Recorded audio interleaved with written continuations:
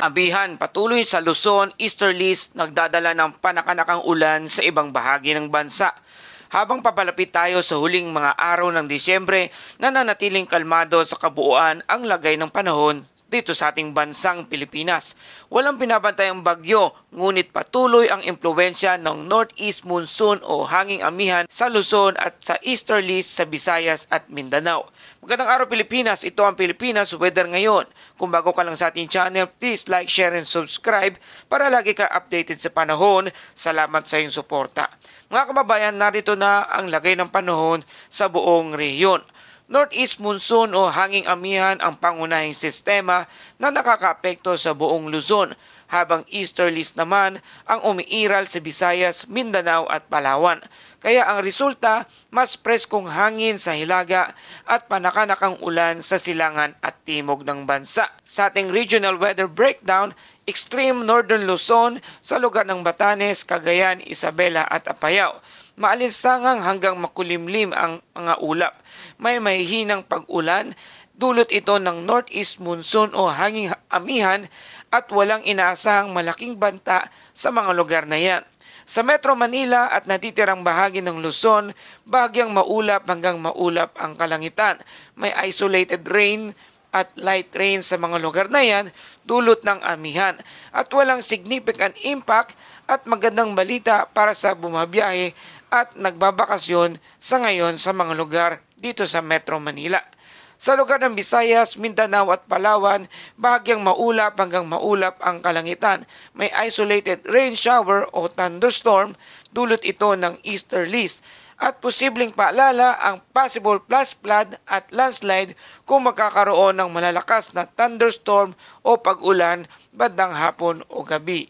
At sa ating wind and coastal water condition, sa North Luzon, malakas ang hangin galing northeast at may alon mula 2.8 hanggang 4 meters ang taas. Babala, hindi nirerekomenda ang paglalayag ng malilit na sasakyang pandagat. At sa natitirang bahagi ng Luzon at Eastern Visayas, katamtaman hanggang malakas ang hangin na mayroong moderate to rough seas mula 1.5 hanggang 3.1 metro ang taas.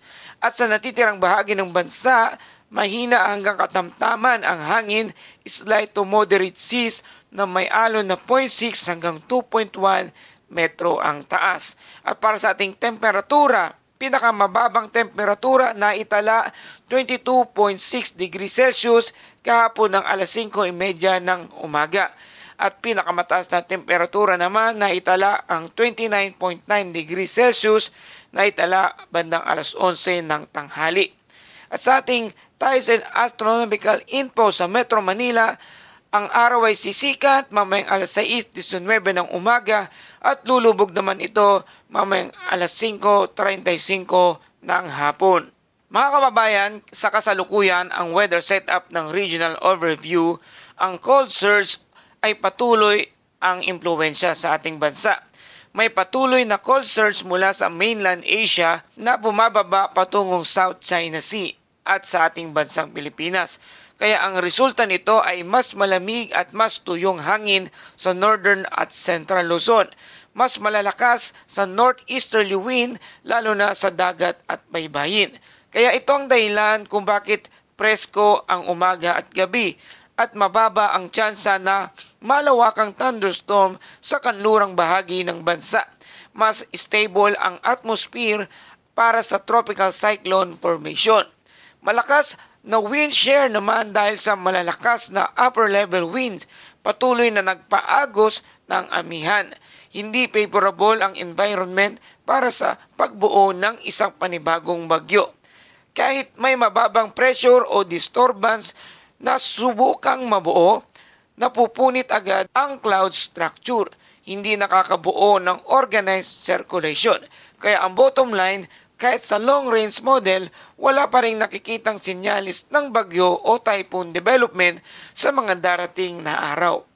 Shoreline ang tunay na rainmaker ng panahong ito.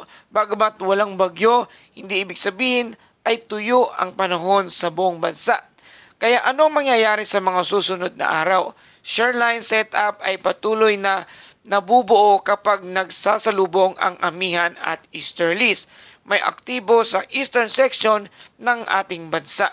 Ang pinakamadalas maapektuhan ay ang Eastern Luzon, lalo na malapit sa Sierra Madre, sa Eastern Visayas at sa Eastern Mindanao. Ang epekto ay paulit-ulit na ulan at paminsan-minsang moderate to heavy rain sa ilang mga lugar. Mas mataas ang banta ng flash flood, landslide sa mga bulubunduking lugar. Kaya paalala natin sa ating mga kababayan, hindi po ito bagyo pero maaring maging isang delikado kung tuloy-tuloy ang pag-ulan sa mga lugar na yan. At sa ating long range outlook hanggang unang kalahati ng buwan ng Enero, batay sa kasalukuyang analysis ng global models, walang tropical cyclone signal, walang named storm o organized tropical disturbance ang nakikita. Hanggang mid-January, mababa ang tsansa ng tropical cyclone formation sa ating paligid o sa West Philippine Sea. Kaya ang mga dahilan na patuloy ang cold surge, malakas na wind shear, medyo tuyo ang air mass sa upper level. Kahit mainit pa rin ang dagat, hindi sapat ang init ng tubig kung hostile ang atmosphere. So ano ang dapat nating bantayan sa ating mga kababayan na nakikinig? Hindi bagyo pero bantayan ang localized flooding, bigla ang pagtaas ng tubig sa ilog, landslide sa eastern at upland areas. Para sa mga mangingisda naman, manatiling maalon ang karagatan sa hilagang bahagi, mapanganib ang biyahe ng mga maliliit na bangka. Para sa mga biyahero at sa holiday activities, mas maganda ang kondisyon sa kanlurang bahagi ng bansa sa lugar ng Ilocos, Zambales, Palawan, Western Visayas. Kaya napakasarap mamasyal sa mga malapit sa karagatan sa mga lugar na yan. Maganda po ang panahon, magandang balita para sa ilang mga nagpaplano mag-out of town.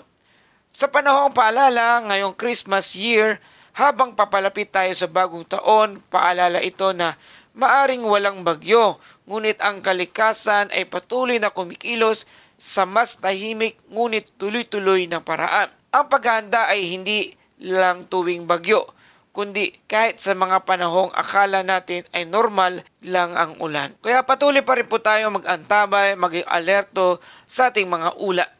Kaya narito ang ating buod at ating balita, walang bagyo hanggang unang kalahati ng buwan ng Enero. Patuloy ang amihan, cold surge at wind shear. Ang shoreline pa rin ang pangunahing sanhi ng ulan dito sa ating bansa. At bantayan ang ating mga localized hazards at ang mga tuloy-tuloy na pag-ulan sa ilang bahagi ng lugar. Mga kababayan, hindi po ito dulot ng bagyo ang pag-uulan, ito'y dulot ng shoreline. Manatiling alerto at manatiling handa at patuloy ninyong subaybayan ang ating mga susunod na updates para sa mga panibagong ulat panahon. At dumako tayo sa ating December Christmas Devotion Series.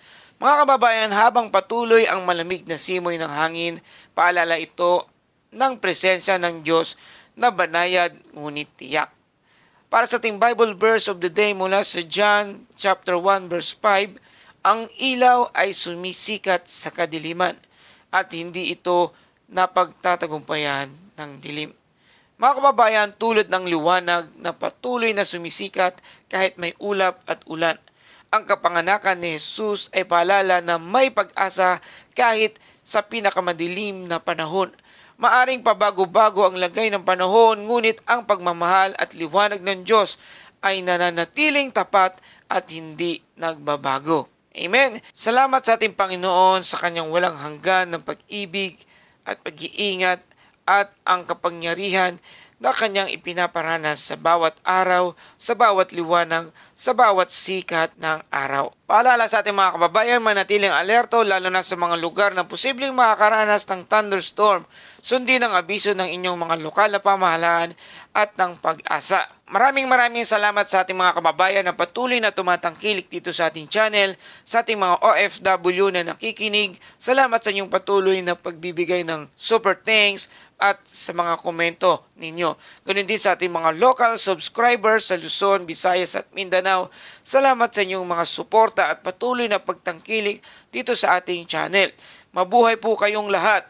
Mag-ingat po kayo lagi. Ito ang Pilipinas weather ngayon na lagi nagpapaalala, maghihanda, mag-iligtas, mag-alerto. Ingat tayong lahat.